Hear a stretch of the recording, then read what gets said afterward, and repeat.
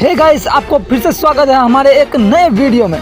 तो finally guys, पवन भैया का छठ गीत आ चुका है, वो भी नया वाला, जिसके लिए आप लोग बेसब्री से इंतजार कर रहे थे। जिस गाने का नाम है पटना के घाट पर।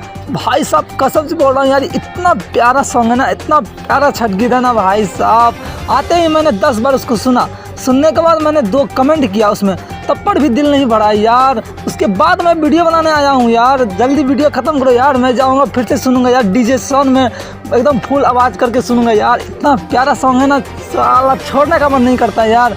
जाओ भाई, आप लोग भी सुनो। जिस गाने का मतलब आप लोग का इंतजार था भाई, आ चुका है। वेब म्यूजिक से आया है भाई साहब, जिसका राइटर है अरुण बिहारी जी।